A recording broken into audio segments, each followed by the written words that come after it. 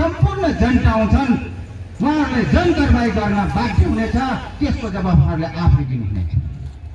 त्यति मात्र होइन, जति पनि लघुवित्तीहरूमा धेरै हामी कुरा सुनेका छौँ। एक नम्बर त उहाँहरूको ब्याजै महँगो हो।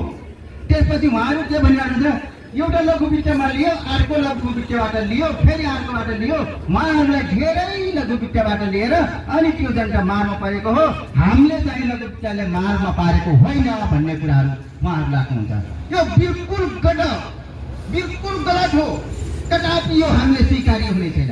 किनकि उहाँहरूले आज एउटालाई लगानी दियो, उसको 10 दिनमा उसको घरमा किस्त लिन आउँछ। 10 दिनमा के फल्छ? साउ पनि चाहियो, ब्याज पनि चाहियो। अनि ऊ बाध्यत भएर त्यो अर्को लघुवित्तबाट लिन बाध्य भएको। फेरि उसले पनि त्यही गर्न थाल्यो, फेरि अर्को लिन बाध्य हो। खेल त उनीहरू सिकाएको छ नि त। 10 दिनमा कसले चाहिँ ब्याज तिर्न सक्छ, कसले साउ तिर्न सक्छ? तपाईँको एउटा कुखुरा उत्पादन गर्यो भने 40 दिन 45 दिन लाग्छ। अनि त्यो बनाउनलाई खोर चाहियो, 40-45 दिन खोर बनाउनु पनि लाग्छ।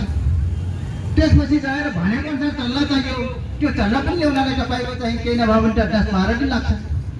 भनेको समयमा तपाईँको गाडी पाएन, 5-6 दिन केही बित्छ। गर्दा हाम्रो टाइम कति गयो। तर यो कुरा चाहिँ बुझेन बैङ्कले, लघुवित्तले। त्यसै गरेर हाम्रो बैङ्कलाई पनि कतिपय साथीहरूको 30% ऋण दिएर उहाँहरूको जग्गा लिलाममा राखेको छ।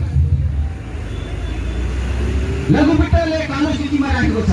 यसको लागि म आज यहीँदेखि खबरदारी जानकारी गर्न चाहन्छु।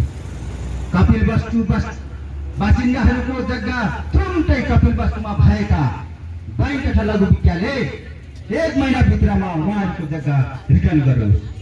यदि उहाँहरूले यो रिटर्न गर्नु भएन, उहाँहरूको कालो सूचीबाट नाम हटाउनु भएन भने उहाँहरूलाई खबरदारी दिन चाहन्छु।